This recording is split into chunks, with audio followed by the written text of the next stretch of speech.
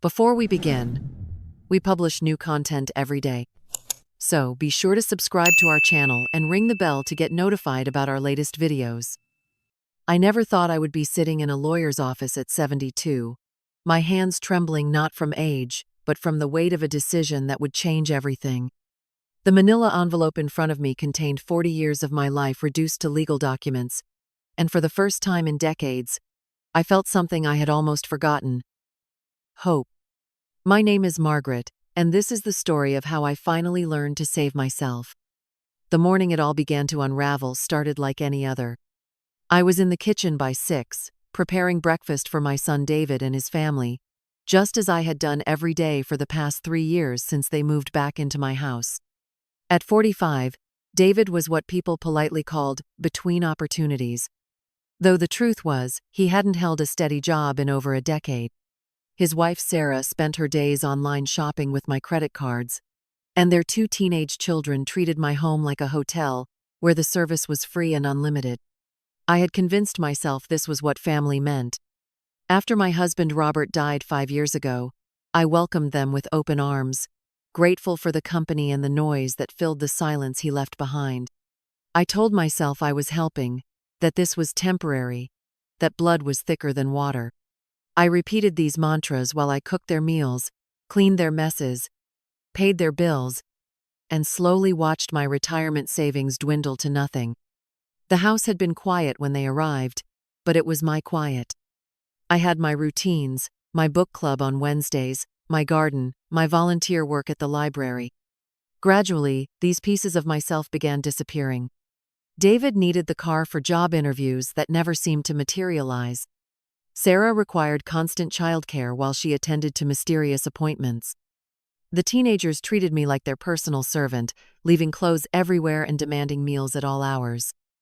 I had become invisible in my own home, a ghost who paid the bills and kept the household running while everyone else lived their lives. When I tried to speak up, David would remind me how much they needed me, how lost they would be without my help. Sarah would tear up and talk about how hard everything was for them. The children would look at me with wounded eyes, as if I had suggested something cruel and unusual. So I stayed quiet. I emptied my savings account to pay for their expenses. I gave up my bedroom when Sarah complained the guest room was too small, moving my belongings to the cramped space in the basement.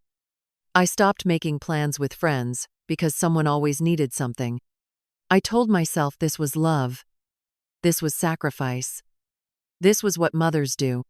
The first crack in my resolve came on a Tuesday morning in March. I had been awake since 4, unable to sleep because of the constant noise from upstairs. David had been on the phone until past midnight, his voice carrying through the thin walls as he argued with someone about money. Sarah had been watching television until dawn, the volume loud enough to rattle the pictures on my basement walls. I climbed the stairs to find chaos. Dishes covered every surface of the kitchen, some with food so old it had begun to mold. The living room looked like a tornado had passed through, with clothes, papers, and empty food containers scattered everywhere. The smell hit me like a physical blow, a combination of rotting food and neglect that made my stomach turn. This had become my life. I was the hired help in my own home, expected to clean up after people who showed me no respect and offered no gratitude. As I stood there surveying the destruction, something shifted inside me. For the first time in years, I felt angry instead of resigned. I spent that entire day cleaning, not because I wanted to, but because I couldn't live in filth. As I worked, I noticed things I had been too exhausted to see before. My good china was chipped and stained. My furniture was damaged from careless use. My garden, once my pride and joy, was overgrown and forgotten because I no longer had time to tend it. That evening, I attempted a gentle conversation with David about establishing some household rules. I suggested that perhaps everyone could take turns with chores, that maybe we could have quiet hours so I could sleep. I spoke carefully, choosing my words like someone defusing a bomb. His reaction was swift and cutting. I was being ungrateful. After everything they had done for me, keeping me company in my old age, preventing me from becoming one of those lonely old women who die alone with their cats. He reminded me that this was what family did for each other, and if I couldn't handle having family around, maybe I should consider other living arrangements. The threat hung in the air between us. Other living arrangements. At my age, with my dwindling resources, we both knew what that meant. I apologized quickly, retreating to my basement room to absorb the message. Stay quiet, stay grateful, or risk losing everything. But something had changed that day among the moldy dishes and scattered garbage. A small flame of rebellion had been lit, and no matter how hard I tried to extinguish it, it kept growing stronger. The weeks that followed brought more of the same, but I began to see everything differently. I noticed how David spoke to me in front of others, his tone dismissive and patronizing. I saw how Sarah rolled her eyes when I offered opinions, how the children ignored me unless they needed something. I realized that I had become so focused on being needed that I had forgotten what it felt like to be valued. The breaking point came on a Thursday evening in April. I had been battling a severe cold for days, barely able to get out of bed, but still forcing myself to maintain the household. That evening, feverish and exhausted, I collapsed while carrying laundry upstairs. The basket fell, scattering clean clothes down the staircase as I grabbed the railing to keep from falling myself. David found me there 20 minutes later, sitting on the steps trying to gather the strength to collect the scattered laundry. Instead of asking if I was hurt or needed help, his first words were a complaint about the mess I had made. He stood over me, hands on his hips, lecturing me about being more careful while I sat there trembling with fever and exhaustion. Sarah appeared at the top of the stairs, adding her voice to his. They needed those clothes cleaned for tomorrow. Couldn't I be more careful? This was exactly the kind of thing that made them worry about me living alone. Maybe it was time to consider assisted living. As I sat on those stairs, surrounded by scattered laundry and the casual cruelty of people I had sacrificed everything for, something fundamental broke inside me. Not my spirit, as they intended, but the chains of obligation and guilt that had kept me prisoner in my own life. I looked up at my son, this middle-aged man who had never learned to take care of himself, who saw his elderly mother as nothing more than a resource to be exploited. I saw Sarah beside him, already planning how to redecorate once they had convinced me to sign over the house. I understood with perfect clarity that they were not waiting for me to die. They were actively hastening it through neglect and abuse. That night, alone in my basement room, I made a decision that felt both terrifying and liberating. I was going to take back my life, whatever that looked like at 72. The next morning, I drove to the bank. My hands shook as I signed the papers to open a new account, one that only I could access. I transferred half of my remaining money into it, enough to give me options. The young teller, probably David's age, treated me with more courtesy and respect in 10 minutes than my own family had shown me in 3 years. From there, I went to see Margaret Powell, my lawyer since Robert's death. Margaret was younger than me by only a few years, but she radiated the kind of confidence I had forgotten was possible. I told her everything, watching her face grow increasingly grim as I described my living situation. She asked questions that no one in my family had bothered to ask in years. How was I sleeping? Was I eating properly? Did I feel safe in my own home? When was the last time I had seen a doctor for my own health rather than as a chauffeur for someone else's appointments? Her next question stopped me cold. Did I want to continue living this way? The answer came without hesitation. No, I did not want to continue living this way. I wanted my life back, my dignity back, my peace back. I wanted to remember what it felt like to matter. Margaret outlined my options with the precision of someone who had seen this story before. I could evict them, though the process would be lengthy and unpleasant. I could sell the house and move somewhere they couldn't follow. I could cut off financial support and see how long their love lasted without my bank account to sustain it. Each option felt both impossible and inevitable. These were my children, my grandchildren. But they were also the people who had slowly erased me from my own existence. I chose the nuclear option. I would give them 30 days to find alternative arrangements, and then I would be changing the locks and moving forward with my life. Margaret would handle all communication to avoid manipulation and emotional blackmail. She had seen enough elderly clients destroyed by their own children to know how these conversations typically went. The confrontation happened on a Monday morning. Margaret arrived at my house at exactly 9 o'clock, professional and implacable. I sat beside her at my own kitchen table while she delivered the news to my son and his family. The explosion was immediate and volcanic. David accused me of losing my mind, of being manipulated by lawyers who just wanted my money. Sarah cried and wailed about having nowhere to go, about how cruel I was being to my own grandchildren. The teenagers, suddenly very interested in their grandmother, begged me not to do this to them. But something miraculous happened during that confrontation. I felt nothing. No guilt, no wavering, no desperate urge to take it all back. I watched their performance with the detachment of someone who had finally seen the truth. They were not upset about losing me. They were upset about losing my house and my money. Margaret handled their theatrics with professional calm, explaining the timeline and requirements. They had 30 days. All utilities and expenses would be handled by me until then, but after that, they were responsible for their own lives. David threatened to sue, to have me declared incompetent, to make sure I died alone and miserable.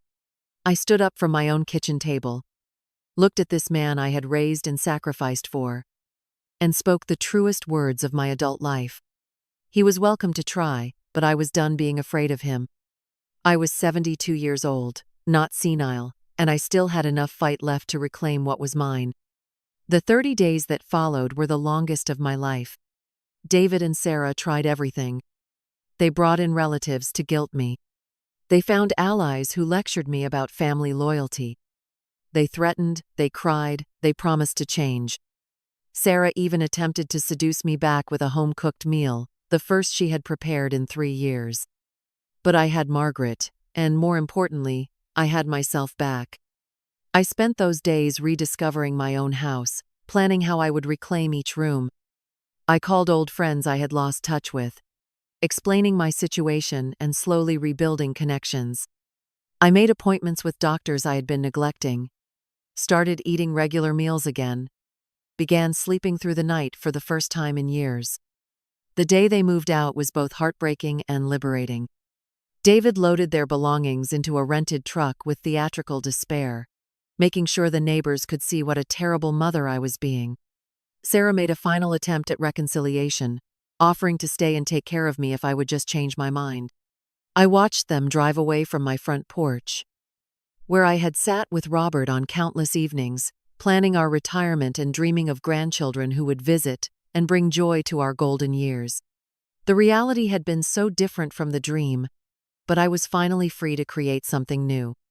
The silence that first night was profound.